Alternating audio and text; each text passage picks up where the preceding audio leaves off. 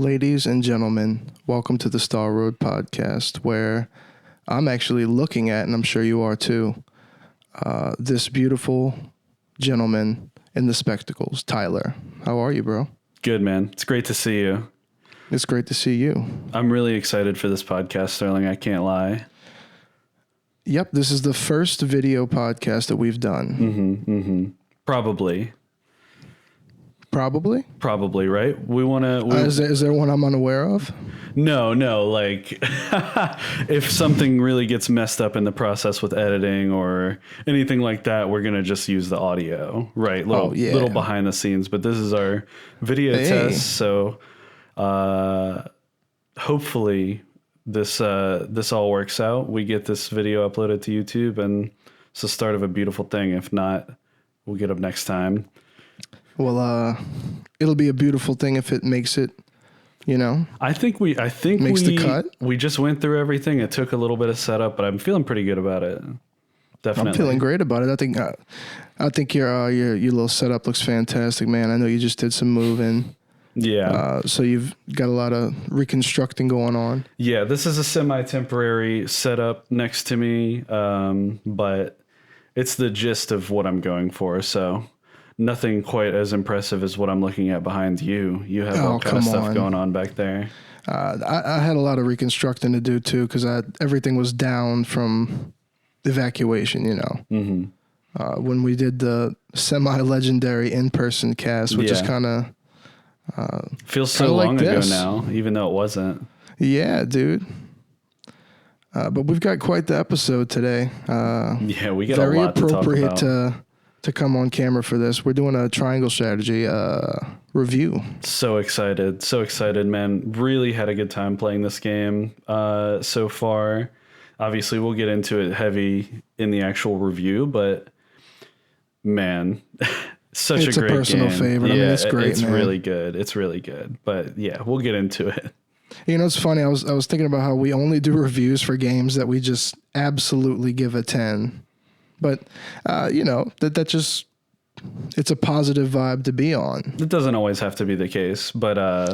it doesn't, but it has. It definitely has. It has been these are every game that we've been like, oh, we're going to do a review on it. It's an absolute just, knockout. It's always been the ones that we so hotly anticipated, right? Like Triangle Strategy is something that we've been talking about since the beginning of this podcast, and it's finally come full circle. Mario Golf comes to mind first thing. Yep, that was the first real proper review we did, I think. I'm excited. I don't know if it was the first, but it's on that wavelength though. I think it might be the first power level. It's definitely among for sure. But we've done a few reviews. I enjoy these though, because we don't really give a out of 10 or anything like that. We're really just, it's more of anecdotal, just what our experience with the game has been at the base level. You can conjure what our feelings on the game by the end of the review. Absolutely. So I'm looking forward to that. We're doing top 5 favorite controllers. Now I can't believe we haven't done this yet. Yeah, I know. It's so crazy. I could have sworn we did, but I think we did a discussion topic about innovation in gaming or something that kind of maybe it overlapped in my brain a little bit, because we talked about controllers a good bit there. But I'm really excited to do that top 5. That's going to be really fun. Yeah, I'm wondering now if we talked about accessories, but maybe not. Oh, maybe, but it's so slightly different. I'm looking forward to it though, for sure. Oh, this is really specific. Yeah, this is controllers. Absolutely. But that's going to be a fun one, man. We got the usual program: 3-shop, news, intro, gaming pickups. Let's just get straight into it, bro. Let's do it. We got F-Zero X on the expansion pack, Nintendo Switch Online N64. It's a lot of words. It's a long title to get out. Yeah.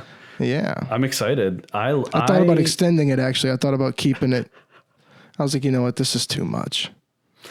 I honestly can't wait to play this. I have never really played much F-Zero except for just what was on the Switch Online previously, but I had a lot of fun playing those games and really excited to get more into the N64 one for sure.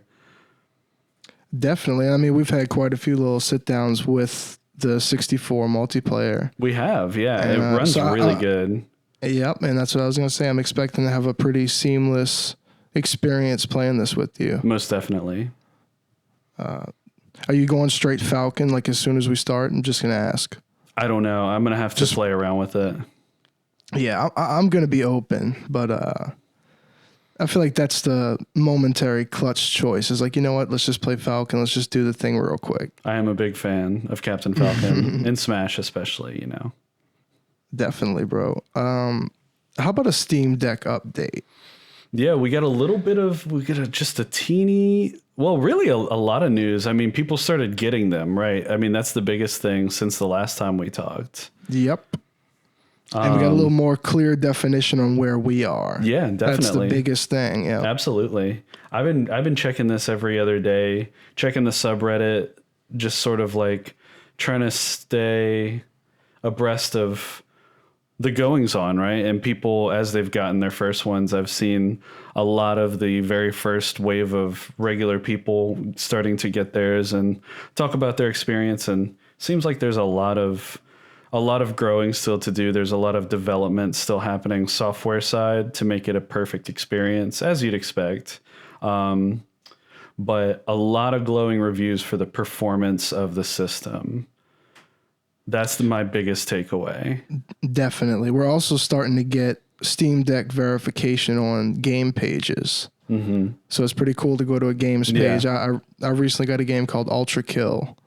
And when I went on there, you know, they uploaded some footage of it being played on the Steam Deck. So I already knew it was up. But it's nice to see that they have verified, like Steam Deck verified games, so you can kind of browse around and as they update things know exactly what's going to be like completely compatible day one. Yeah, definitely.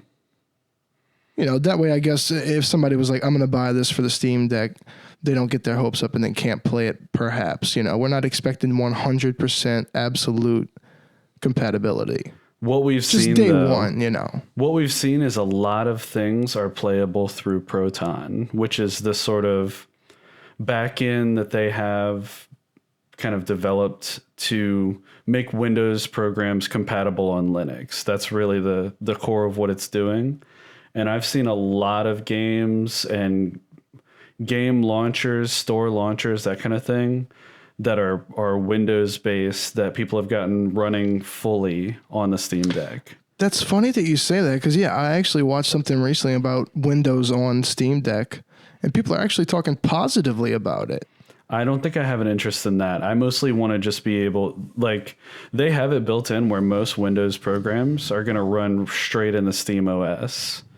Like, as far as I'm sticking to the Steam OS. I really don't want to put Windows in this. I'm not going to install Windows. Yeah, but they have definitely. They have the Proton built in to where, for instance, a lot of games you can set that as the processing engine, and there's one that's like different ones that have different compatibilities, and people have gotten most things running on the Steam Deck. Sometimes it takes some tinkering, but almost every game that people have thought of, they've been able to come up with some way to get it working pretty easily, which I'm really excited for that.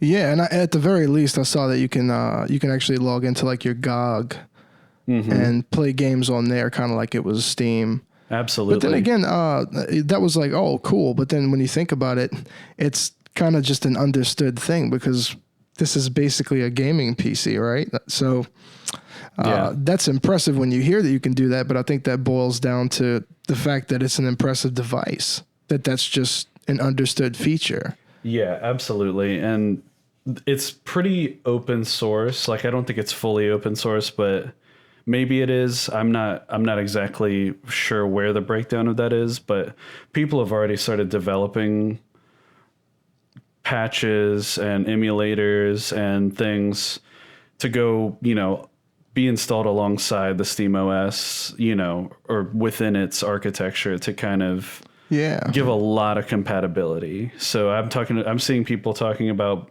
running PS3 emulators, we don't want to get too far down that path, but that's just what we like to see, that sort of compatibility and capability. Oh yeah, and the hardware is there. Yeah, to definitely. do these things very well. So why not do them? You know. Absolutely. And I keep thinking about how we bring up the Steam Deck every episode, kind of like we bring up Mario Golf every episode. We do, and that's going to continue more and more. Yeah. So the Steam Deck is something I feel we talk about it in anticipation, but I feel like it's still going to be an every episode thing when we get it. Absolutely. Because it's going to, I mean, dude, it's going to be in the rotation. It's going to be Heavily. our other Switch. And I mean, a lot more than our other Switch, actually. It's just a whole new thing. So I feel like we're going to be talking about it even more when we have them than all this anticipation building up to it. No question.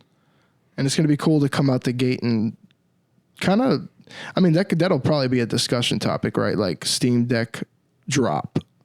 Yeah, we can just do our review even if of you it. got yours first, Right? like you could take the floor, and you know what I mean, that'd be really cool, especially for me because I wouldn't have had mine yet. Yeah. So there's going to be exciting things coming with the Steam Deck. Yeah, and we're finally going to be covering them. They updated people who were after Q2. They broke that out into Q3 or after Q3. Yep, and you are the one who alerted me to that. So now I believe that what was mine after Q3? No, yours is Q3. Oh, that's right. I remember, yeah, because we were And then saying that was yours lucky. Yours is what? Q2, Q2. which means April, May, June, and then Q3, July, August, September. So that's pretty awesome. Yeah, man, totally. I can't wait for you to get yours. I'm hoping enough people don't pay for them to where maybe I can get bumped down close to you. Yeah, I mean, that's happened to some people. A lot of people who were at the front part of Q2 got moved up to Q1. So I think I'm still firmly in there, but that's fine. I'm happy with where I'm at. I'm more than satisfied. Yeah, man. Like I said, you really want to get it in your hands, but at the same time, it's worth the wait. Yep. It's a crazy product to get us to drop the money we're dropping on it. That's a hard buy from us, you know what I mean? Definitely, but it's also like they aren't making that much on this hardware margin-wise. That much I can tell you for sure. Yeah, because I remember Gabe said it was painful, I think was the word he used, to get to the price point he got to. Yeah. Which I want to bring up. They did drop a video of Gabe delivering was supposedly was some of the first Steam Decks, and it was premium content. Yeah. Loved it. I saw that too. That's really good. It was really funny seeing the people who had no idea who he was. Really good stuff. Yeah. And I like how there was one chick who was like, "Do I need to sign something?" You know, he's like, "No, you're good." Like, and I was watching it with my girl, and I was like, you know, she was like, I wouldn't know who it was, which is understandable. But to you and I, we would know mask or no mask. Yeah, it's funny. When Gabe was at the door, we'd know it was him. When he speaks, you just know his voice. You know what I mean? So we would Absolutely. shit. And there were a couple of people who kind of did shit, you know. But like I told you, he signed these things. So if he would have signed one and delivered it, I'd have to just get back in queue and get one to play because that's pretty monumental. Absolutely, to be like, yeah. This is the signed Steam Deck that was handed to me at my door by Gabe. One of the upsides of living in Seattle, I guess. Yeah. But like I said, more to come with Steam Deck. Definitely, yeah. There's a new feature on the Switch for online members. Yeah, you sent me this, right? I believe so. Yeah. I told you about it at least. There's, you know how they have the platinum and gold points on the My Nintendo. We've talked about a few things we've redeemed through it. You know? Definitely. But you can actually use your platinum points now to get avatar creation assets, basically. Yeah. They're doing monthly games. This month's game, Super Mario Odyssey. Interesting. So it's not just the Animal Crossing stuff.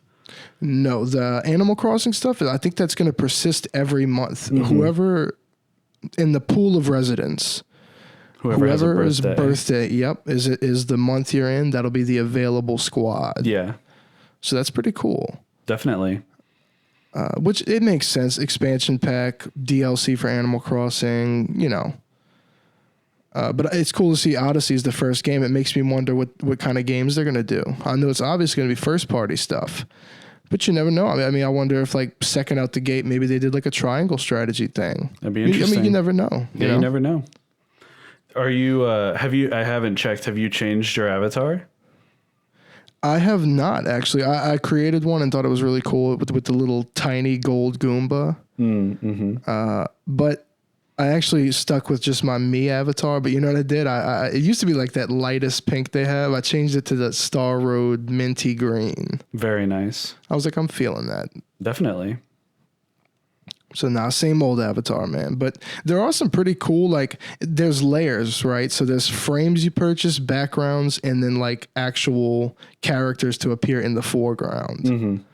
So I mean, it's pretty cool, you know, that Definitely. you can layer these things. And so monthly, weekly, you can get on and basically make like 80 points, 100 points a week off top with the 4 missions they have. One of them is like a monthly NES game. You literally just fire up the game. That's the game of the month, and then you get points. Seems pretty easy. Other things like you back up your save data on the cloud. I'll have to look into that. I haven't really I know I've collected some things on points, but I've never actually gone out and done the missions like on purpose. Like I've always just accumulated a few points here and there on accident. Yeah, the only time I've ever gotten physical stuff, I think, was the posters that we both got for the 3D All-Stars, and then the Wario pin set, the WarioWare Get It Together. Yeah. But I'm looking forward to see what other stuff they come out with. Maybe we missed out on some triangle strategy shit, man. We'll just have to see. Yeah. They'll always have cool stuff on offer, it seems. I like what they're doing with this. I do too. Any expansion of the front end. I mean, people still want like custom themes and stuff like that. I kind of feel like I'd want a slick theme on my Switch as it is. I wouldn't want anything too crazy anyway, honestly. Just give us a web browser. That's a good point. Because, you know, for a while, it completely slipped my mind that the 3DS had a full-blown web browser. Yeah. Unless I'm wrong about that. No, you're 100% right. I was using it less than 24 hours ago. I think the only time I ever used it was whenever they shut down the YouTube app. I think you could still use the website on the browser. Really sad to see that. Oh, so sad because it was the greatest YouTube device, man. Really sad to think about that, bro. The day YouTube died on the 3DS was a sad day. Yeah, this service is no longer available. Thank you, or something like that. I just saw it last night. I clicked on it last night. Yeah, you're done, bro. But there is quite a bit to talk about. I guess one more thing we're going to talk about, Nintendo Switch Sports. They put out another trailer, and I wanted to tell you, remember the sport we talked about, Shambara? Yeah. That looks really fun, dude. Really? Okay. Yeah. It's like kind of like sword fighting with like blunt swords, trying to knock each other off of like a pretty sizable platform. Okay. Interesting. But I watched the trailer and that stuck out to me. I was like, I wasn't aware at all whenever we talked about it before what the sport even was, you know? So they talked about it for a second. I was like, that looks pretty fun. It looks pretty competitive. Whenever you talk about whacking each other with a stick, I mean, that starts to sound a lot more competitive than most sports. Yeah, definitely. So that, you know, that sounds interesting. But they did give a date for the release of that, 4/29. Perfect. I'm wondering, do you have any day one interest in this, Tyler, or do you have any mild interest? Or? That's a great question. And we talked about this a little bit when we saw the trailer and everything, but it was amongst a lot of other stuff, so we didn't really linger on it too long. I have a big interest in this. I really like Wii Sports. The more I see, the more interested I get, but I'm still not day one sold on it, you know? I honestly may wait until they have golf, which I believe they mentioned is going to be in the fall update. I may wait until that point, see what people are saying, and then when the golf, update is at least announced and it's close, that might be my time. Yeah. But I do have an interest, maybe not day one, because of course golf is my favorite thing of any sports game, obviously at this point. So may wait on that, but I do have an interest. Yeah. Did you notice that the soccer is basically Rocket League? Rocket League with people. Striking resemblance, in my opinion. I didn't see anybody, I didn't really go comment diving on that. Mm-hmm. But I got some serious Rocket League vibes, the way the ball was focused, That's interesting. And kind of the way that you did like some trick shots, kind of. It just, in the way it collided with the goal and just kind of exploded, It's Yeah, a little bit of like physics, yeah. Yeah, so it reminded me of Rocket League, which only makes it more appealing. I was going to really. say that's enough to at least pique my interest. I'll have to give this a second Yeah. look because I love Rocket League. We'll talk about that in a few minutes here. Yeah. Pretty much right now. Oh, really? Is it and that pickups, time? yeah. All right. Yep. So apparently Tyler's got a few things this time. A lot of times we've done these. It's a lot of shit on my end, but he's got some stuff to talk about. Yeah, as we've been settling down after the move and everything, I've had some more time to change it up with gaming, and so the last couple weeks I've actually got some good gaming in. Obviously, triangle strategy was my big concern. I got to chapter 5 or so, which ultimately to me, I know that's probably not very far. Let's be honest. I'll tell you what, though, it is quite enough to grasp the beauty. Absolutely, yeah. But I still feel like I have barely scratched the surface of what's ahead of me in the game. What else? Rocket League. I mentioned just a second ago. I've been picking Rocket League back up on the PC. That has always really love been to nice. hear it. Rocket League is just such good vibes. Yeah, it's just always there for me, like to come back to, and I always enjoy just picking it up and shaking the rust off and feeling myself get better and stuff like that. What else? My 3DS. I just got a very strong hankering to play Heart Gold the other day, and it took some work on my 3DS without getting too far into it. Had to do some updating and everything to get DS games to actually work on my 3DS, but I got it working and fired up my Heart Gold. What do I see? I have a shiny Crobat. I totally forgot about this on this save file. But that was like the coolest thing. I sent you a message like really late last night. Like, dude, what did I just find? Like this save file was from like 4 or 5, like I think over 5 years ago. And I just completely forgot about this. And I woke up to it and I was like, Vladimir. Yeah. I was like, that there's no question that you're the OT. So, Yeah, definitely. So I was pretty blown away because I was like, this was certainly obtained legitimately. No question, dude. I mean, it's pretty strange to just find something like that. And I have a very foggy recollection of getting it. But at the time, I was much more focused on like nuzlocking the game, beating it in a challenge run where I didn't acquire that many Pokemon and stuff like that. So, but to think you might have caught it under those circumstances or even encountered it is pretty baffling. Don't you agree? Yeah, it's pretty strange. For sure, but just for that to even be there is shocking. It definitely caught me by surprise, and I didn't even mention this to you, but I turned the game on, and I'm standing one tile in front of Ho-Oh. Oh, that makes so much sense. Yeah, and so I'm like, what a place to be. So I go into the battle, and without even looking at my party or anything, and it's Crobat, and it's like bling, and I'm like, wait a second. What is that? Those colors are pretty pale. Yeah. It's crazy because the back sprite, it doesn't look as distinctly different. So I really was like squinting at it. And then I got out of the battle and hit like this, summary page and got the front view. Totally. The lime green is the dead giveaway. It's a lot. It's a lot. So really excited about that. Really been on a Pokemon wavelength for the last little bit. Going to start working on some long-term goals with my home, collection and everything. That's been something I've been building up to and putting off for quite a long time. So I think now is the perfect time for me to get into that. So more to come on that. I'll actually get a consolidated plan together and talk about it with you, and we'll talk about it on the podcast and everything. But really enjoying playing Pokemon lately. I beat Arceus and started doing some of the post game legendary collecting. That's been really fun.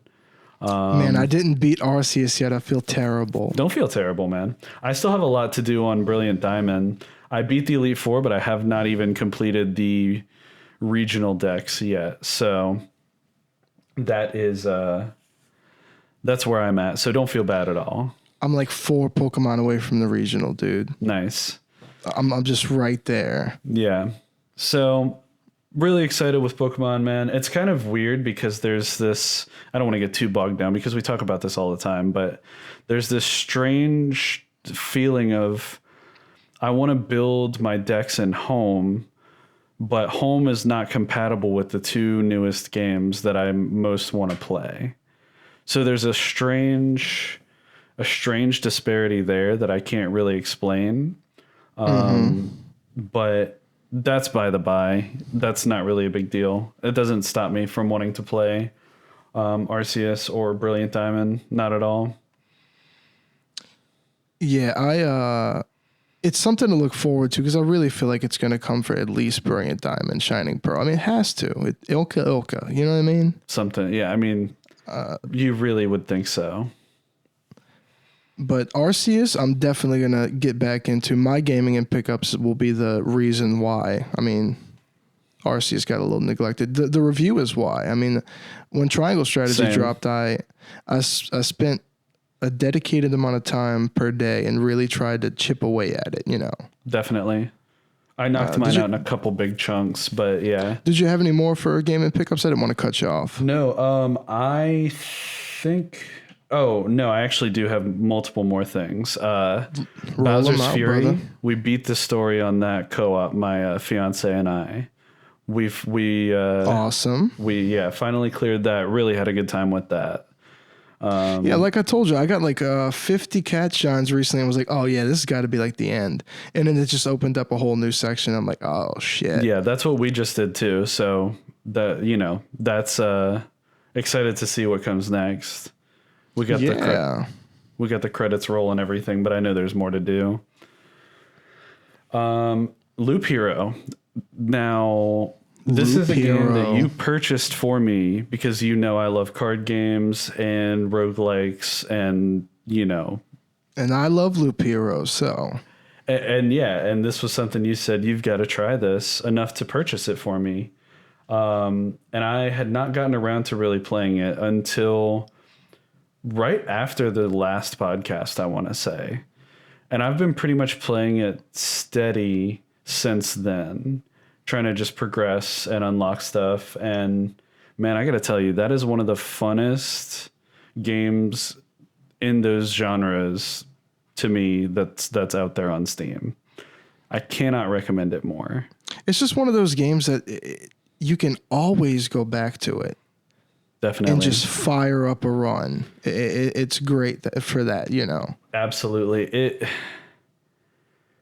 I feel I've put like quite a few hours into the game at this point, but I feel like I still have so much more to do still to improve my character. I saw you racking up some achievements on Steam. I was on the PC, since the last podcast quite a bit. So yeah, my Steam achievements have been lacking for a long time. So I want to start trying to check some of those off from my games that I care most about. Yeah, man. Especially as we get into Steam Deck world, you know, not to bring it back to that, but the Steam Deck, I think the achievements are going to get busted out much more frequently. Absolutely. I mean, this is going to make your Steam play versatile. So definitely, you'll be scoring achievements while you're taking a shit now. Absolutely, and it'll be beautiful. It'll be a beautiful thing. But that was it for me. Loop Hero, can't recommend it more. Really fun game. Can't wait for my special reserve copy to come in. Shout out to Special Reserve Games. What about you for gaming and pickups? Triangle Strategy. Yeah. Triangle Strategy is a big thing. Okay. I spent quite a bit of time on that. Honestly, the only thing that derailed me from that is that I got a game called Power Slave Exhumed. Now, Power Slave... this is a game I only knew because I was aware that they used the engine for the Saturn version to port Quake to the Saturn. So Quake that was on Sega Saturn They basically recreated it as best they could with the Power Slave engine. I didn't know that. That's interesting. So that's the only thing I knew about the game. But Night Dive Studios always coming out with the banger first-person shooter re-releases. The Turok, Doom 64, Quake. You know what I mean? They're really pumping out these retro shooters, and you know that's half of what I'm about when it comes to like gaming. Definitely. I'm like 50% Nintendo and 50% like old FPS. At least Doom later guy, in life where 50% I'm at Doom now. guy. But Power Slave Exhumed, fantastic. Really makes me want to play the primitive versions of it, like the one on the Saturn. I'm sure the controls were terrible. And Quake for Saturn. And I talked about that before. They need to add that to the Quake on Switch, like absolutely, boot just menu the add-ons in general. And then they actually they added something recently. I think it's called Overdark Underbright and Copper. It's these mods that like fan-made mods. And I have to check that out more. But it's nice to see they're being quiet about it, but they're adding things like that. But why not the Sega Saturn version? I mean, they did the 64. I mean, we'd have all the ports from console at that point. Could still be coming. Probably. I mean, it's probably going to happen. Sega's not I don't think they're ever one to turn down any type of attention these days from anything. Not to say they'd have to go completely through Sega, but you know what I mean. Mm-hmm. But yeah, other than that, man, Ultra Kill, I got in on the early access for that game. That's an amazing game. I think you would love quite a bit. It's a pretty hectic, arcadey kind of like new retro FPS with a lot of interesting mechanics. Cool. I'm going to play some more and we'll get into it later. But I mean, yeah. Other than that, man, I picked up so much stuff. It's a lot to even go through, but at some point they'll be brought up as they're touched upon. But I bought a lot of old school FPS stuff. I bought like a Heretic Hexen collection. H-Rot, The Legacy of Hrot on the Star Road podcast. He just updated the game. There's a whole new level. All right. And secret level. And this was a cool secret level. It was like you're like on a moving train in a tunnel. And it was like kind of like a GoldenEye scenario. You're just moving forward, really. That's cool. I was like, that's a cool secret level. That's like a cool little bonus, way to play it. Yeah, definitely. Other than that, man, I pre-ordered that game Live Alive. Oh, yeah. You were telling me. I realized they're doing a physical, and the physical's $50. So, I mean, I'm all over that. Yeah. Triangle strategy being as good as it is, which we're just about to get into. Anytime I see this HD 2D thing, and especially when I remember they announced the Dragon Quest one too. I don't know if we've seen that yet or if that dropped. I haven't heard anything. I'm interested in that as well. But this being like a Nintendo first party HD 2D, that's all you got to say. Yeah, absolutely. That Nintendo first party HD 2D, I'm in. I mean, $50, $60, I'm there. So I'm looking forward to that. I don't think it comes out till the end of July though. So it's going to take a while to get to where we talk about that at length. But I think it's time to get into the review of Triangle Strategy, the recent Square Enix banger that we've been waiting for so long. Wait, Square Enix Triangle Strategy. Yep. Is there anything there? That's a good point. I really didn't think about it. Sorry. Hey, no, you got me thinking, bro. I don't know either. I thought that triangles would have something to do with the gameplay, but maybe I'm missing exactly how like that would be. Initially diving in, I was like, okay, the triangle is like the three factions. Okay. Three big factions. I mean, that's just the way I saw it. That makes sense. And it also could be representative of the three. You get like three options for every scenario. That's true too. You know what I mean? That's very true. Three dialogue choices. So yeah. There's a triangle of paths you can go. Interesting. Yeah, I want to see how the conviction thing builds, but it's hard to know even where to begin with this game because everything about it is nothing unique. short of perfection. Yeah. I explained it to someone earlier today, actually, as it's got sort of the political and story aspects of a Fire Emblem game with the gameplay mechanics of a Final Fantasy Tactics. Yep, and the difficulty is just there enough to where you have to be good enough to do it. I haven't told you about this, but let me lay it down for you, Sterling.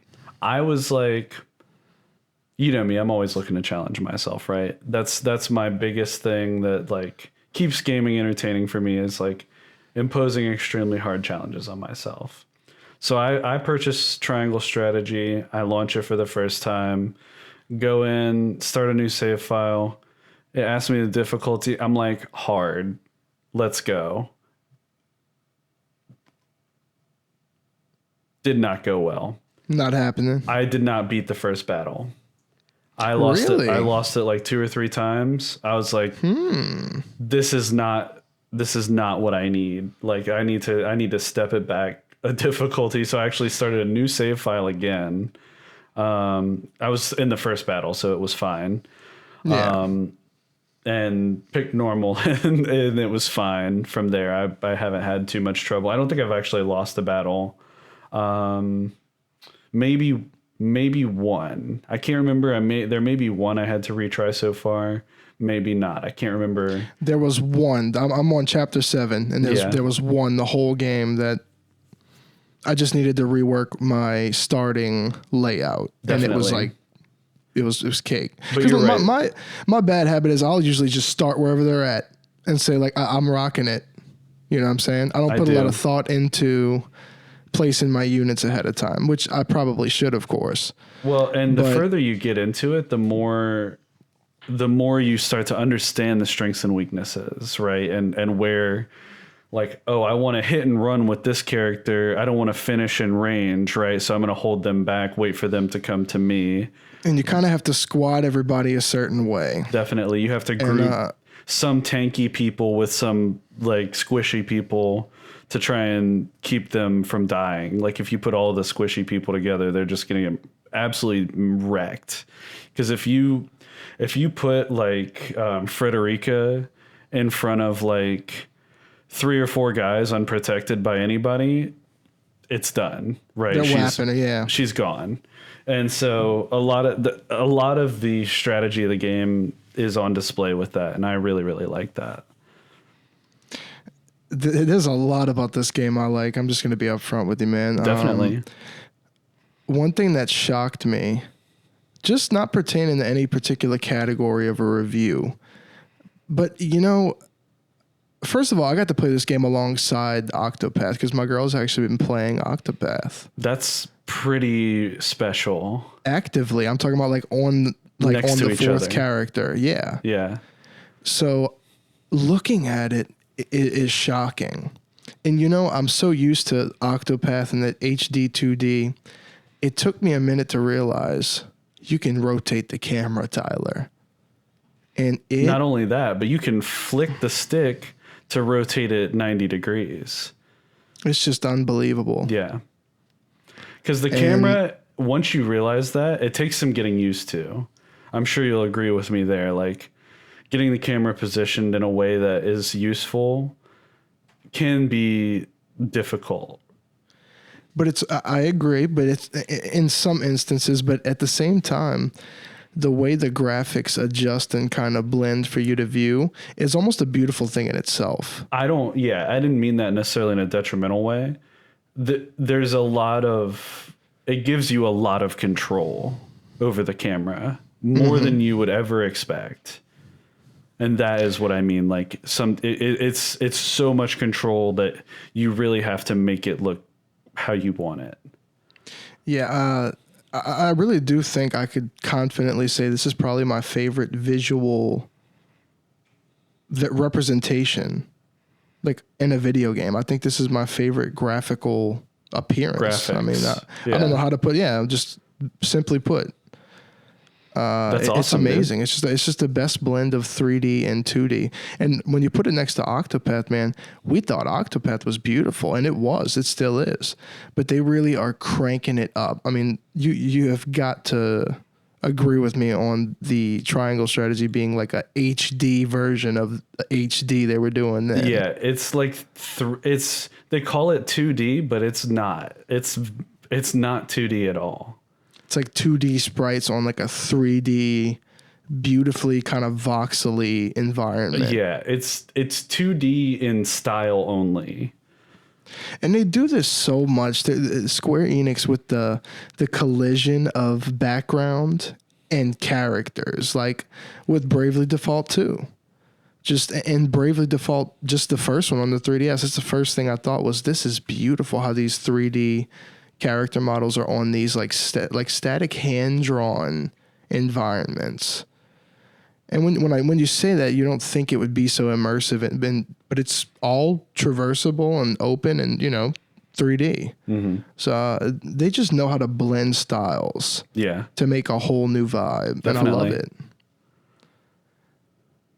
The audio, I can't say enough about. I mean, the music is top notch. I mean, it's top notch. It's what you would expect from a Square Enix AAA title.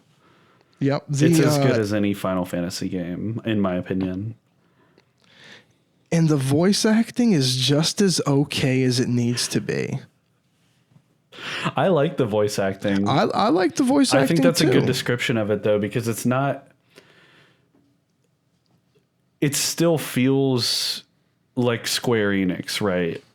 Yeah. It has that light, tiny little touch of cheese, right?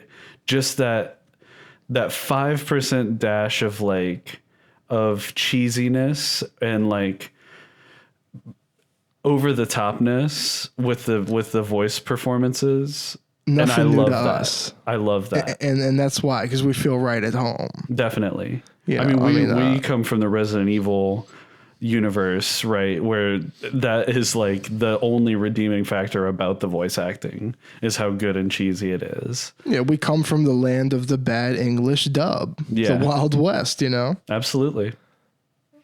So, the voice acting, the music, the audio design, excellent.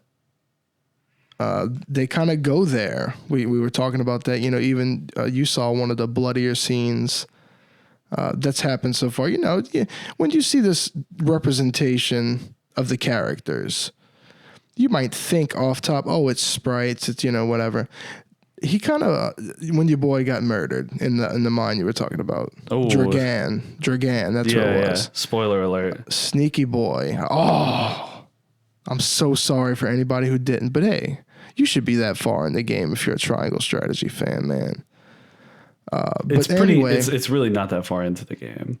It was pretty visceral though, the way they kind of showed him bleed out, and they say a lot of pretty visceral things in the game, which is nice. It's nice to, this is like we're taking the kid gloves off, and it kind of makes the story's pretty serious. I felt pretty invested in just about all the story that has happened. Definitely. You kind of start developing your own. Kind of like I wanted to declare war on Hyzant personally. That's where I've been, because I'm like, this disrespect to my wife is not gonna cut it. Where did you go? Did you go to Hyzant or did you go to the other one, Frost? I went to Hyzant. I did too. Because that's where Frederica wanted to go. Yep. So I said, you know what, we're going there. And I kind of regret going there. But then again, it was insightful. But I think it's a terrible place. It personally. is. I think they're very, their treatment of people that are different than their own are kind of, pretty disgusting to me. And that's where a lot of the emotion for me came in with the game. Mm-hmm.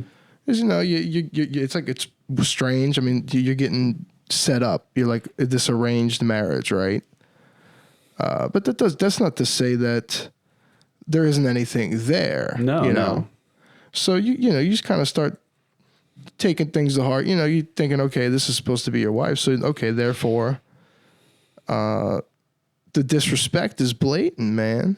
And there's elements that mirror things that take place in the real world without getting into anything specific, like it's oppressive real life things. Absolutely. And that, it's clear they're drawing inspiration on people's feelings that have really suffered, in ways like this, having entire sort of races or subsets of people, not being equal, that's been a repeated story throughout human history. Yeah, and persecution of groups. Definitely. It's rooted in reality. So for them to put it in the story and have it be a central theme, yep, it only invests you more, in my opinion. Absolutely. So I've been loving the game, man.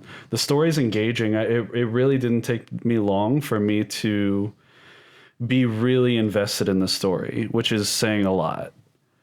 Definitely, without a doubt.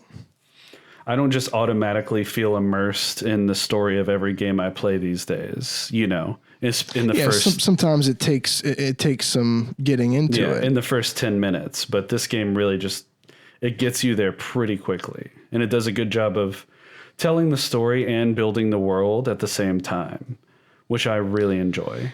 And I love the encampment feature. I do too. That's such a cozy little thing, just to have your own little home base to go to. I find myself going there all the time. Me too. I try to do all of the mental battles as soon as I can. Yep. I always go check because they'll immediately be like, "Oh, we need your help with something." And they give pretty decent experience, which early in the game is pretty important. Like getting your characters the first few levels makes a big difference.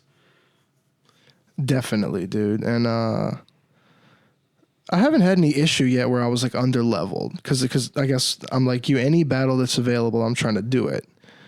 Absolutely. And that's pretty much what's on the overworld and what's in the encampment. So as long as you stay up on the encampment, in between pivotal events, you'll get more content.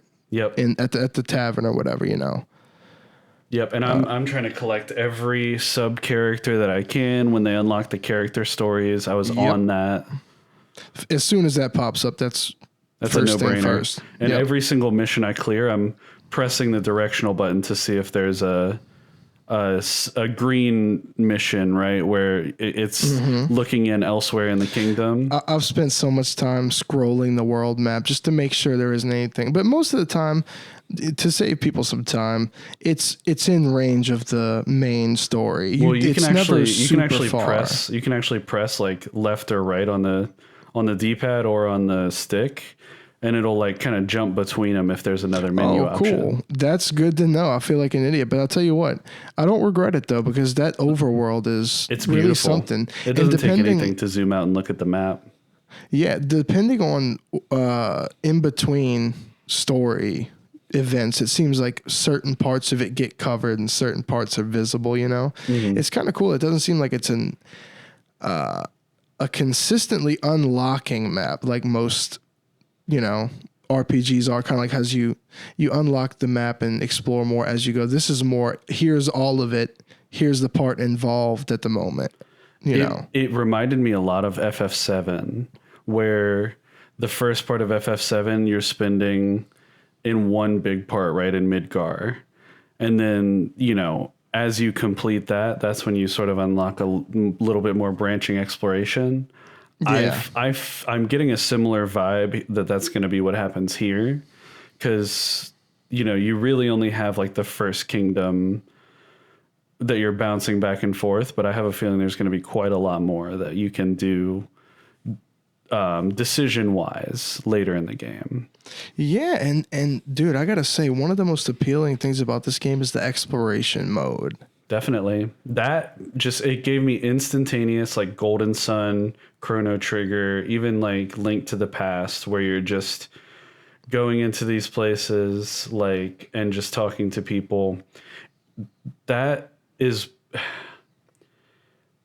one of the best parts of any RPG. Is just looking for the little twinkles, the secret world. Items. It brings me back to like FF3 and just the old quality Square Enix content we've been getting for decades, you know? And so many of the NPCs give you information. Like there's an information gathering mechanic where information you gather in the exploration mode gives you more options for choices later. So that is enough to motivate you to track down every living creature that you can find in these explorations and I can hunt them guarantee down and talk to them. I haven't missed a single one because I'm very thorough when it comes to exploration mode. I'm ending it when everything is gone. Done. No twinkles. Every person's talked to at least twice. Like, yep. There's no new dialogue to be had. Let's move on. Yep. So, but I found it interesting. Some of the settings that you explore in, that was pretty cool. The one on the bridge. Right before when you're running away or or you're sneaking into the castle. Yeah, did you play that yet? Yeah, where you're sneaking into the castle and it's got the two ladders on either side. Yeah. That was cool how you can like ladder down and rotate the camera. I'm right about there. That's about where I am. Yeah, that was really some of the spots. Obviously, they want you to trigger some dialogue and make some decisions at certain points, but some are really explorable, and then some of them are really scaled down, just an area to talk to people with an item or two. You know. Yep. Maybe no items. But it's nice. It's very nice. But it's cool that they throw it in frequently. And that was kind of like what they did on Fire Emblem Three Houses, where exploration mode was like around the school. But in this instance, it's not the same open area every time. It's a completely new environment. Yeah. And it's... and I'm a sucker for it, dude. Almost every place that you explore ends up being a place that you later fight. So that is really fun as well. Because you kind of already know what the terrain is like by the time you actually fight there. Yeah, and it's funny because when I was playing the demo, I had beaten the demo 2 days before it released, I believe. And when I was playing the demo, I'm like, man, I kind of like the hoppy physics he got going on here, where he could kind of like certain objects inside the houses he could walk up on, you know. Like when you're playing as Serenoa, and I'm like, that's kind of like how the terrain is. There's a certain amount of height that you can't walk up, and it takes some getting used to. Yeah, but it's really cool though. But in battle, that's probably why Huette's like the best to me, because she's insane. Everybody else's jumps like 3, hers is like 36. She can go any length, you know, above wherever. Of course, it would be overpowered to have multiple units like that. But, you know, there's a lot of game to go. I'm sure we'll continue unlocking units as we go with different traits and everything. Definitely. But yeah, I agree. I think that's what every time I get to a battle sequence, it's just like, I'm like giddy. Like I'm so excited to fight the battle.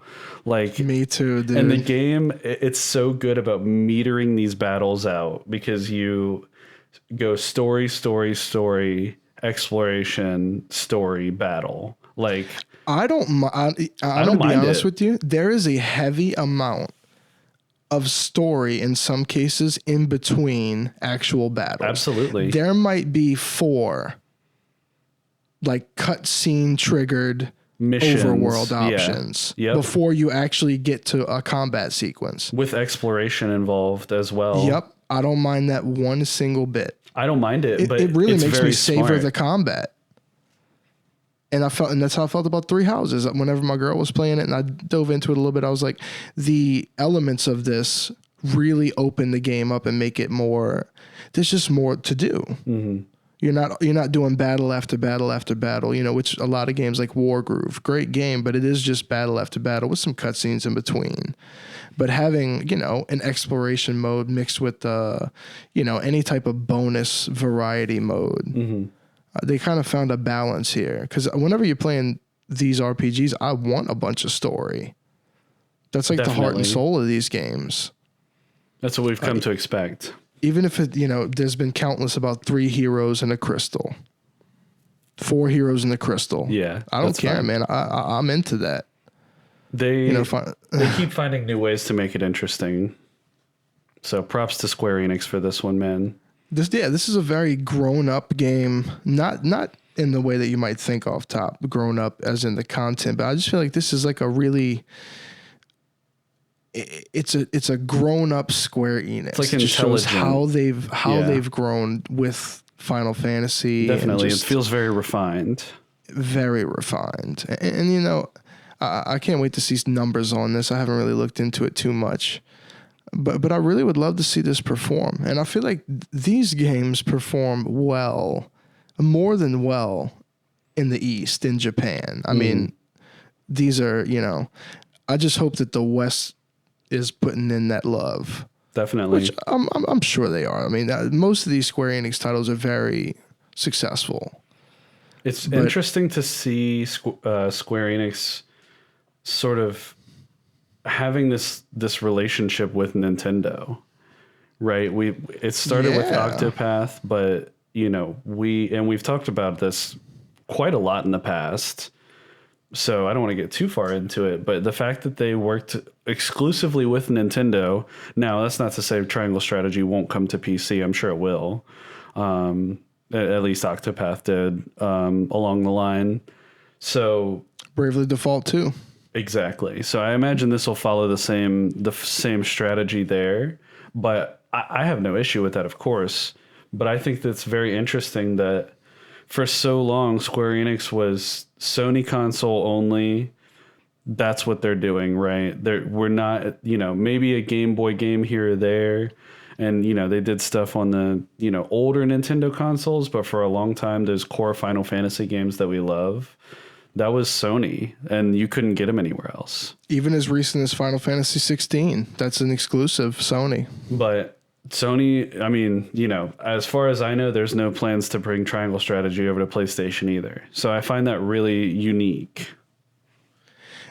Definitely. And it seems like with Nintendo, it's these ones we're talking about. They seem to be doing the same font type of not series, but family. Mm-hmm. The Octopath, Bravely Default, Triangle Strategy family all start out as Nintendo Switch exclusives. Mm-hmm. And then maybe a year later wind up on Steam. It's a bold move not to make Triangle Strategy available in the wake of the Steam Deck. That's dedication to a contract for sure. Yeah, we'll have to see what the timeline on that. I mean, like, I'm going to be honest with you, Tyler. I wanted to ask you this after I say my answer, but I'm probably going to be repurchasing Triangle Strategy on the Steam Deck, and that'll be the first time I did this for any of these games. And made me think about the other ones, maybe catching them on that $30 sale. I didn't see a reason in doing it before. But for the sake of the deck, it makes me think differently. Now, how do you feel about all that? I support it. Here's why. There's going to be an end to Triangle Strategy, and you can play through it again and maybe get some different content, right? Probably with different choices and stuff. Pick everything you would have never picked, yeah. But it seems like a game that is perfect for fan-created content being made available through the Steam community, where people can add custom battles, enemies, that kind of thing into the game and have it be just the same quality as what you would get from Square Enix, you know, doing the same thing. That to me is very enticing. It's enticing, but Square Enix, I don't know if they'd be about that. I think what you got's what you're going to get. But I don't know. I mean, can games disallow mods from the community page and stuff? I understand what you're saying. You're talking about on the workshop level. 100%. That makes sense. Yeah, 100%. I mean, that makes sense. But at the same time, I don't think Square Enix would be the nicest when it comes to playing around with their assets. I don't know. Maybe that's just a wild guess.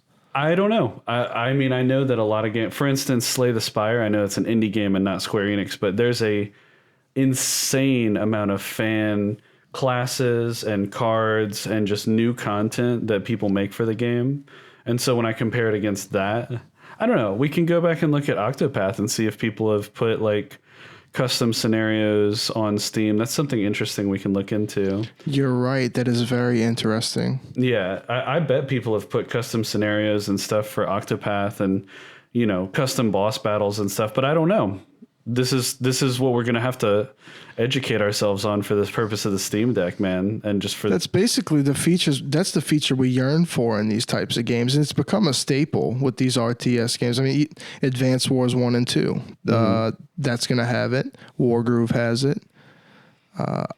Fire Emblem, not as much, but I mean, that only speaks to what I was saying about how, I don't know, like with Fire Emblem, they might not want people playing around with their assets as much as perhaps an indie company that's like, yeah, make whatever you want, Yeah, I don't know. We'll find out. Maybe we'll follow up to this thought next time or sometime.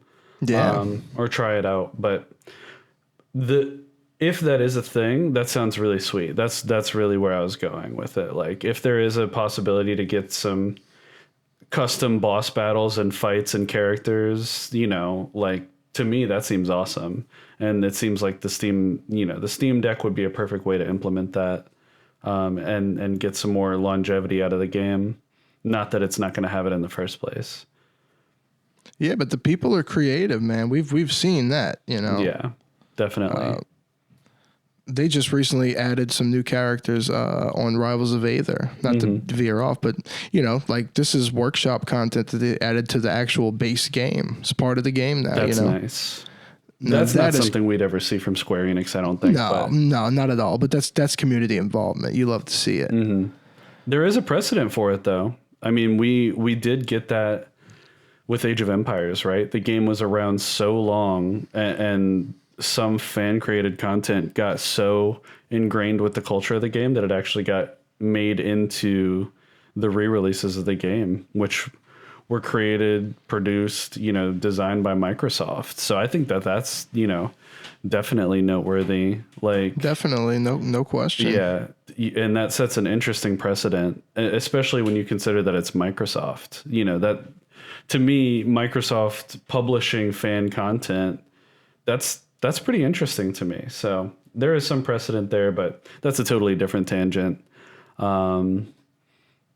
Triangle strategy, couldn't recommend it more. If you're a fan of tactics, not possibly, yep. If you're a fan of tactics and you've been craving that's just on the base level, it's worth it. You add in the Fire Emblem style, like, story progression and dynamics, and just the incredible graphics and music. I mean, you've got a beautiful, beautiful RPG on your hands there. The battle, by the way, we haven't talked too much mechanically about the battle system, but it is very simple, but quite elegant and very satisfying, very balanced. Because, you're not rocking multiple of the same unit. Every single unit does its own thing entirely. One of the things that I noticed in Octopath was that the battles could get stale because you kind of just beat them the same way every time, right? When you're just your character versus random Final mobs. Fantasy Pokemon effect, yeah. Legit, exactly. Same thing as Pokemon. This is never going to be like that. Every battle is unique. No. Even if you were to replay the same battle again, it would play out completely differently. Yeah, and the AI isn't completely stupid either. I mean, not at all. They know when to take advantage of like a backstab and when to corner you, and very that's enough few times has the AI made a decision that I was very confused by. Overall, it seems like they're quite good. Yeah, and they're also not in a big rush either. Which in the game, a lot of times you don't want to be in a big rush yourself. When I can, I started off bold, trying to go into the pink zone and start just going all out, and it worked out well for me. But at the same time, I started being like, you know what? I'm going to keep it starting off. I'm going to keep it in the blue. Yeah. Let them come to me. That's always the best option. Yeah, definitely. But it's kind of like they say, easy to pick up, difficult to master. Exactly. That's a great way to describe it. It wasn't too hard to master. And of course, I'm not playing on the highest difficulty. And there's still more aspects that you probably haven't even seen yet. Yep, and the game will obviously get more difficult. I don't think we're going to go through and crush every single battle. Definitely not. I remember Fire Emblem Three Houses being a little difficult. and being impressed with what my girl was doing on there, some of the time that these battles take. I actually like that Triangle Strategy the battles are very well paced.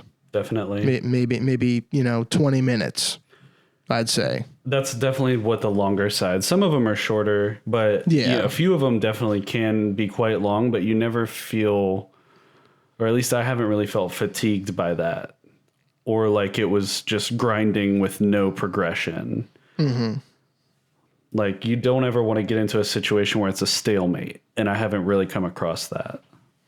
I also love that you get experience for doing things. For doing anything. Not for killing enemies. I mean, you cast a buff on somebody, you get experience. If you use any ability. If you use an item, you get EXP for that. Yep.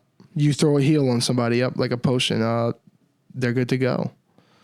Yeah, and I like that. You get experience for it. I mean, I really like that. They give you experience based off of action and use. It feels satisfying for sure, and it feels like the levels come quite quickly early in the game. I don't know if that will quite quickly indeed. Quite quickly indeed. I don't know if that's going to take longer the more you progress, but I'm sure it obviously will. But the progression feels very satisfying and balanced.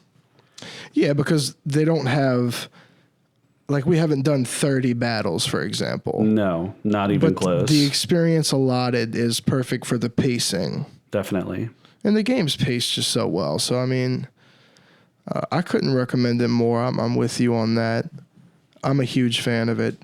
This is a Switch instant classic. I mean, what more can I say about it? Definitely.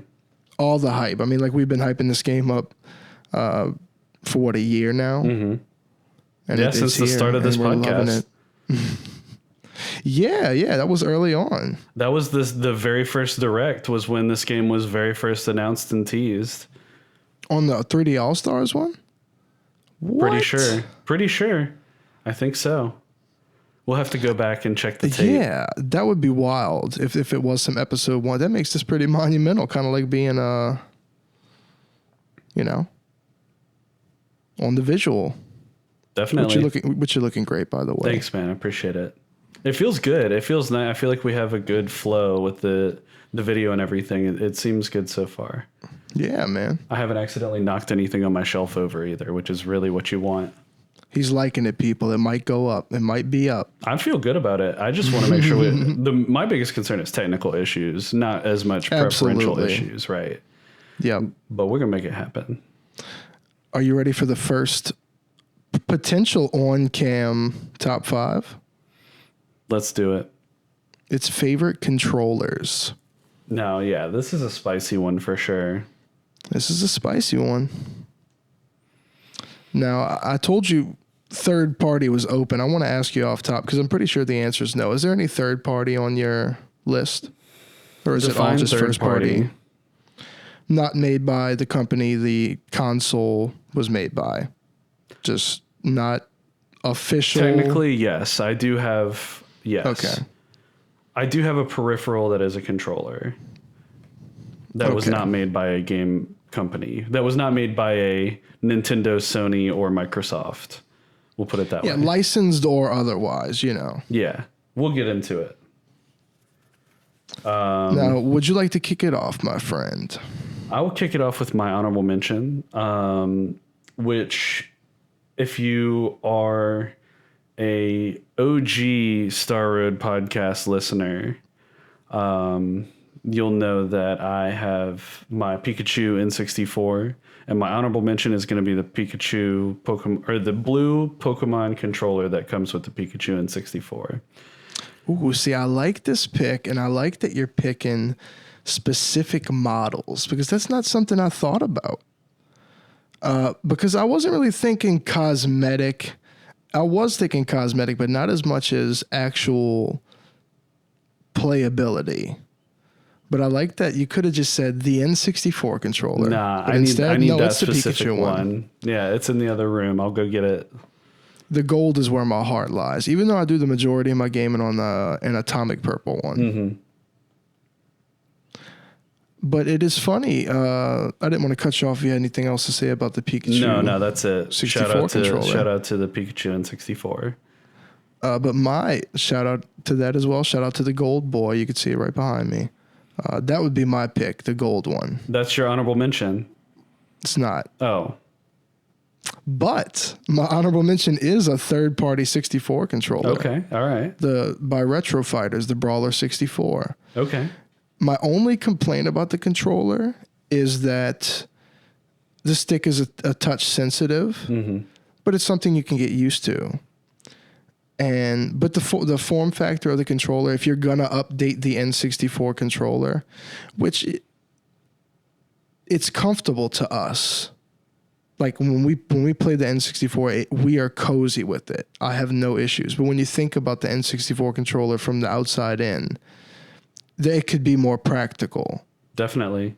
So I like this layout where there's, your Z button is on each side, kind of like most controllers. And your actual analog stick is where your left thumb would sit. And you still got your D-pad. So I'm a big fan of the controller.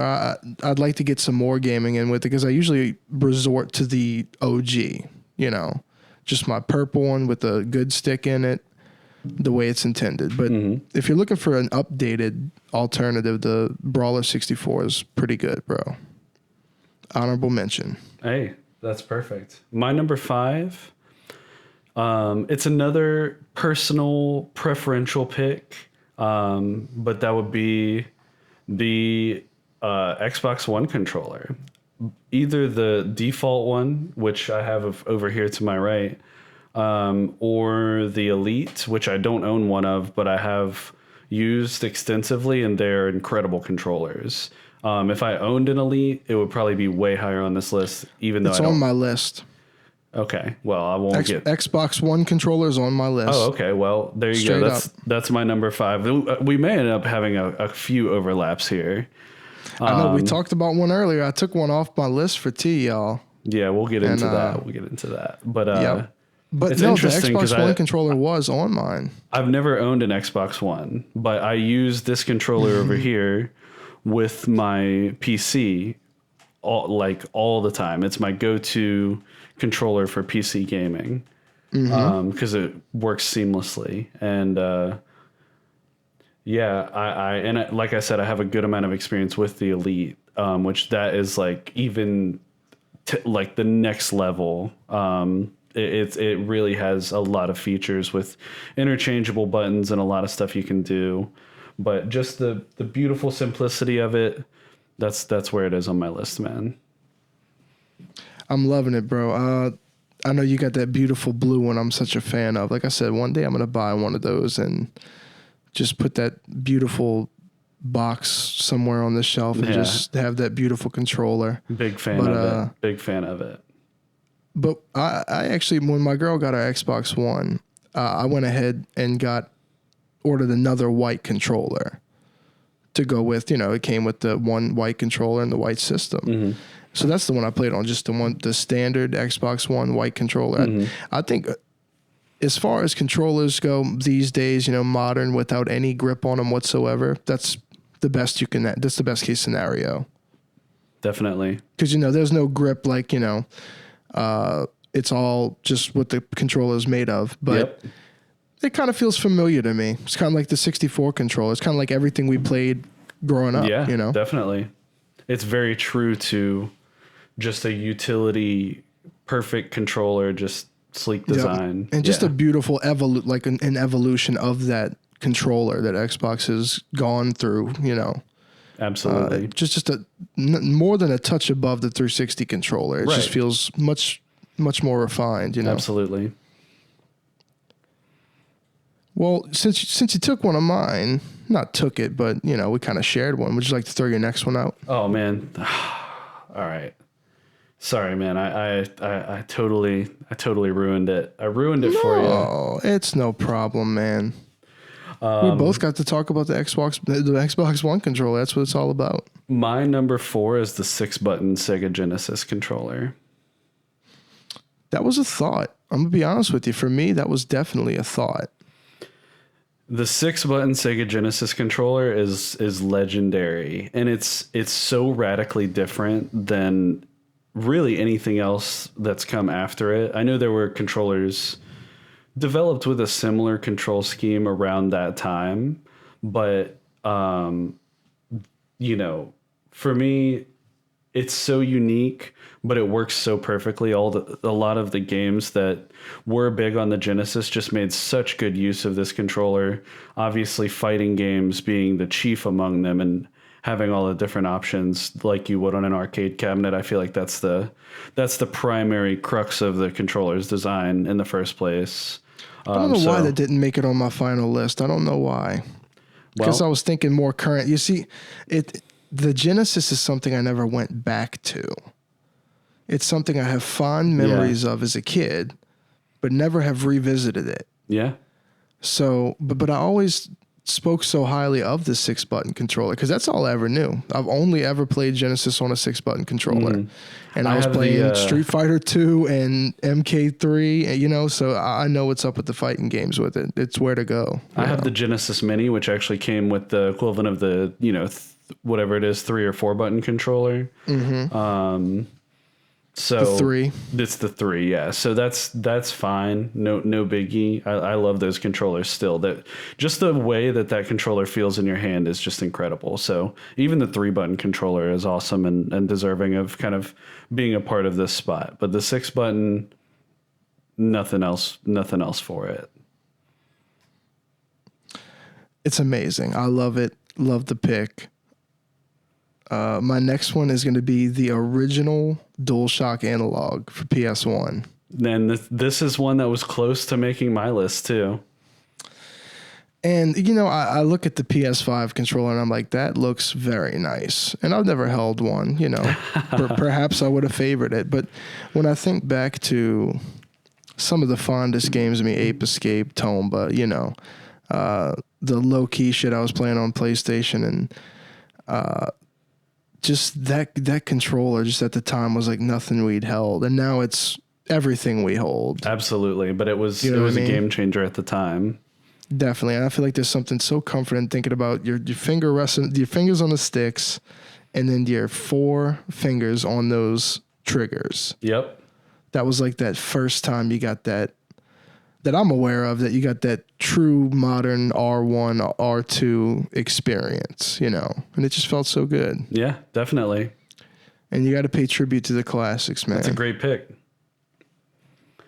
My number 3, this is a little different than anything that is on your list. You know, I'm a big fan of rhythm games, you know, your guitar-based games. So I had to include something from this realm on this list, you know, just to stay true to myself. So don't leave me hanging, bro. What is it? For me, it's going to be the Rock Band 2 guitar controller.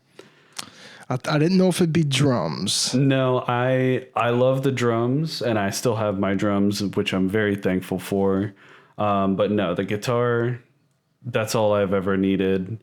I just love the Rock Band 2 guitar. I don't have one anymore, unfortunately. I have a Rock Band 1 guitar, and I have a couple others hanging around, but that is the greatest controller. I really, really love that. It's just so smooth. It registers every single time. You never drop any notes, which is an issue with some other controllers from that era. So that's where it is. That's my number 3, man. I feel like I always did recall the Rock Band guitar being shockingly precise with the input. Yeah. Like maybe I'm remembering wrong, but I feel like Rock Band took a bit more precision than Guitar Hero, perhaps. It depends. It depends on the game. Yeah. Yeah, but yeah, definitely. My number 3 is one that really could be top tier. I mean, the NES Dogbone controller. Oh, yeah. I was figuring I'd see this from you. The rework of the NES controller that came out with the top loader model of the NES basically was modeled to kind of be more like the Super Nintendo controller. So you got that round left and right, you know, round on the edges, slim in the middle, and this black and just like beautiful cherry red buttons. It's just a classic, dude. And it's funny. I've mentioned before how I got mine. I got mine in the trash, basically, you know, helping an old boss of mine move. Yeah. threw an entertainment center out in this beautiful, I mean, this thing was never touched. Like I said, the inserts that came with it out of the box were still sealed in the packaging, sitting underneath the controller. Never been Looks like it was used. unboxed, looked at, and throw it in there for years, you know? Yeah. So, beautiful controller. I mean, when you play an NES controller, you couldn't possibly think a rectangle would be comfortable, but it is. But they even improved on that. Yeah. And I'm very picky about, playing NES games with different types of controllers that aren't what you're used to, you know?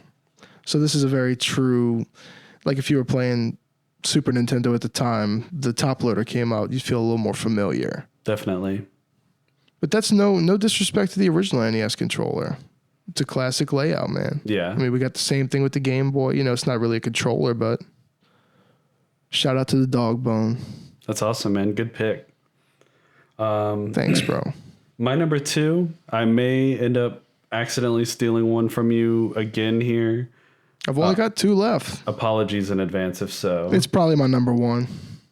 Well, I'm scared to say it now. It's the Switch Pro controller. My number 1 pick. Oh, man. What can you do? What can you do, man? It's just such a slam dunk. It's such a slam dunk pick. And this is how you said the Xbox One is your PC controller. Definitely. My number 2 and my number 1, which is the Pro controller, that's my go-tos for PC, especially the Pro controller. Steam has actually got Switch Pro controller support built in. Yeah. Yeah, I love that. Big picture mode with the Pro controller is a beautiful thing. Definitely. I love it. Definitely, no question. I mean, this was my first Bluetooth controller that I was using on PC as well. The Xbox controller came later, but the Switch Pro controller gets the job done and then some. It just feels so comfortable, and it moreover, like in terms of actual Switch gameplay, I feel like it's pretty noteworthy that games that are mostly designed for Joy-Con play, like, also have a control set that works perfectly and controls built perfectly in mind for the Switch Pro controller. They didn't have to do that, right? Some games that are, have Joy-Con specific mechanics, like, you wouldn't have necessarily needed to port over a full configuration to the Pro controller, but it exists for everything, and I'm very thankful. Definitely, man. It's a great pick, obviously, because it's my number 1. And it's okay. I'm not upset, Tyler. I just want you to know that. That's okay. But with my number 1 out of the way, my number 2 was the 8-bit Do. I'm not sure which one it is. Shout out to him, though. The SN30 Pro. Mm-hmm. Now, the wireless model, I'm sure, is fantastic. I have the wired one. When I got the controller, I was like, I kind of want to go the wired route. And it's not a very long cable, but it's long enough. And it is such a fantastic controller to play PC games with. As far as when it comes to like mapping your own stuff, like on emulators and stuff like that, perfect. Yeah. It's like an all-in-one retro controller. That's awesome. And it's really the only reason I didn't get the online controllers, the Super Nintendo ones that Nintendo put out, because I didn't really see a reason to. You plug this in to the Switch dock. I think it treats it as a Pro controller. So, I mean, seamless. Just definitely plug it, play it. Yeah, and it's perfect for the Super Nintendo catalog. That was my exclusive Mario Maker 2 controller. If I was playing Super Mario Maker 2, I was like, wait a minute, let me plug in my SN30 Pro. Yeah, so that's a great pick. It's really just a redesign, like a pretty true, almost one-in-one redesign of the Super Nintendo controller with analog sticks on it, placed kind of like the PlayStation, and your R1, R2, L1, L2. That's amazing. It's just a beautiful thing. Yeah, I think I looked into getting one of these, and they maybe weren't in a production run or were refreshing, and couldn't really get one super available, if I remember. So, Really? yeah, I might have to check back into that because It was that like sounds $25-$30 when I got mine, and it was well worth it, man. yeah, definitely. I think these are actually well loved by more than just yourself. Like they have quite a fan base of this controller. Yeah, totally. So yeah, my number one was on your list as well. From the bat, it was the only one we discussed ahead of time. Apparently, we should have had a few more discussions, but we always at have least helped overlap the on situation. these. We always have overlap on these lists, or not always, but very often. So In this one, there's only so many controllers, correct, Tyler. it's par for the course. Most of the systems we've owned have been overlapped with each other. So Yeah. but yeah, the GameCube wired controller, the default one, that's my number one. Bottom line, Mayflash gang. Mayflash, Super Smash Bros. That's all I care about. End of story. The mic Straight drop. up. Like I don't know what else to say. Like Yep. the fact that I can play a GameCube controller on my Nintendo Switch at the base level is mind blowing. And we've talked about this on earlier episodes of the podcast, but the fact that Nintendo went out of their way to integrate pressure sensitivity into Sunshine on 3D All-Stars after the fact, went back and did a 1.1 patch where that and camera controls were the main things that they added. Very impressive. Really impressive, but it's there's official support for a controller from a console 3 cycles ago. Yeah.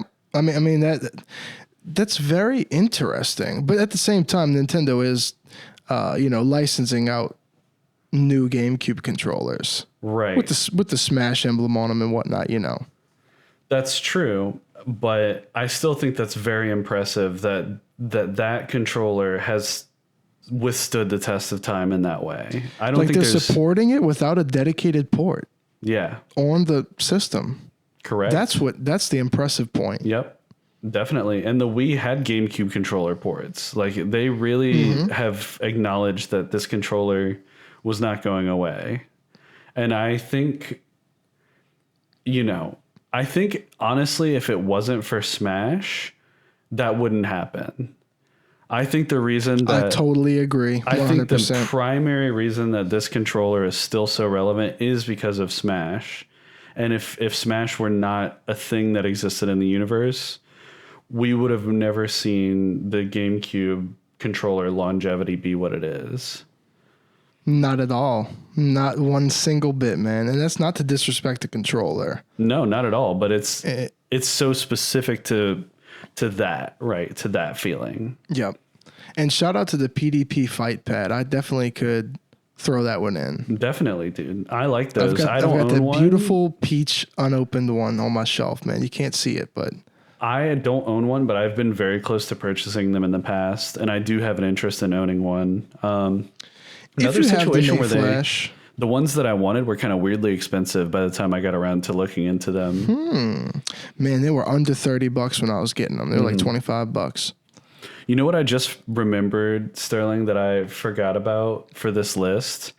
The Hori D-pad. Shout out to the Hori D-pad. Shout out to the Hori D-pad. Yeah, whenever I asked you if you had anything third party and you said yes, I actually thought that it might be the Hori D-pad. No, I was referring to the Rock Band controller.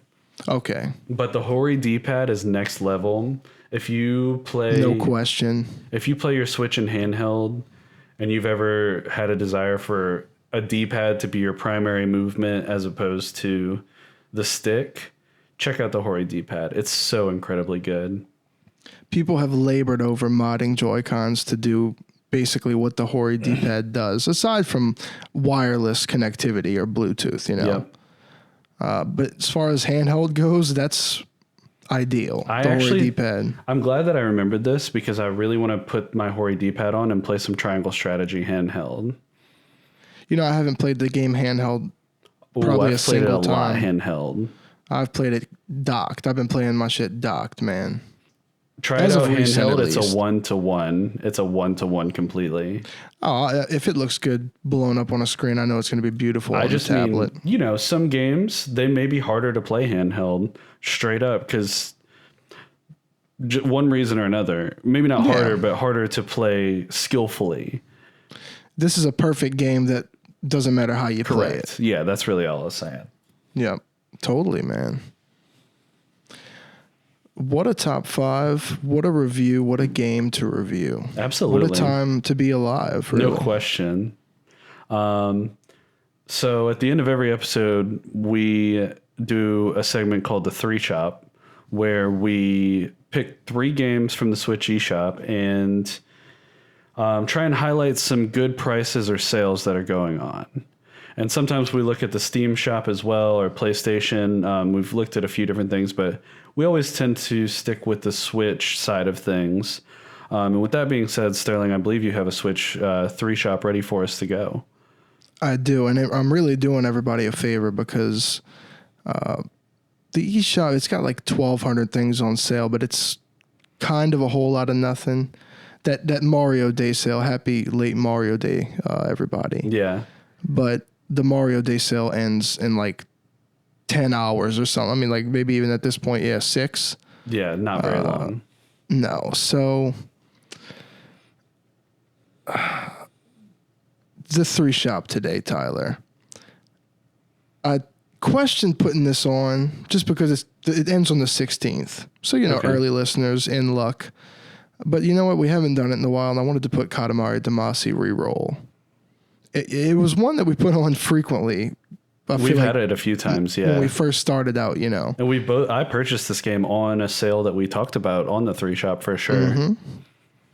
And it's a classic. I mean, it's a must own. But we got the same sale, I think, that blew us away when you got it, honestly. $29.99 to $7.49. $7.49. If you don't own Katamari Damacy, you need to pick this up. 75% off. That is until the 16th, so that's definitely one to grab. Yeah, that's awesome.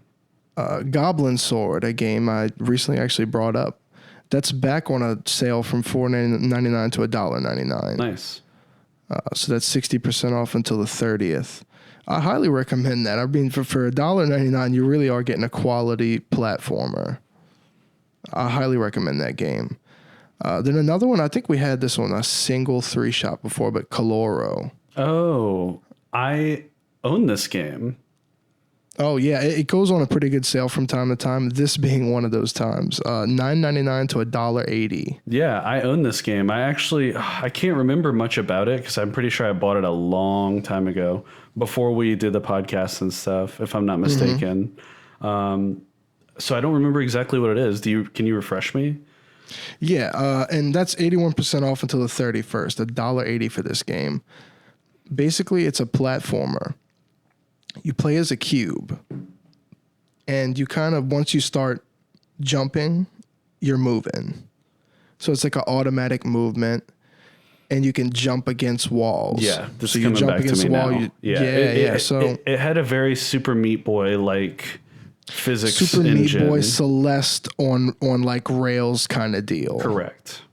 Very challenging. And also very nice music and just ambience around the gameplay. Yeah, I'll have to and get it's back got into co-op. that. Yeah, it's got co-op. So that's my girl actually put me onto this game. She picked it up on some crazy sale and was playing it. And I was like, wow, like it recommended headphones at the beginning, which usually it's probably about to be dope. Yeah, I think Celeste does the same thing. Yeah, I think so. So Caloro for $1.80, I'm behind that completely. Yeah, that's Other a great than that, pick, man. That's the 3 Shop. I highly suggest people pick up Power Slave Exhumed. I'm a little late to it, but not too late. This came out like end of February, I believe. So this is pretty recent that this has dropped. But hey, I mean, it's a really good old shooter that I never got to experience that got some pretty good life breathed into it. So I suggest people pick that up. You got a little 3 Shop bonus there. Yeah, man. Well, if you have any questions, comments, concerns, or feedback, please reach out to us at starroadpodcast@gmail.com. And that is going to bring us to the end of the episode, Sterling. How you feeling?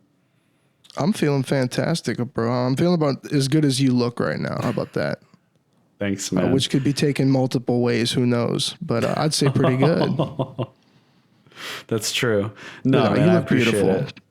It's a beautiful day. It's been a beautiful episode, and you're beautiful, Tyler. Thanks, Thank you for man. listening today, everybody. Peace.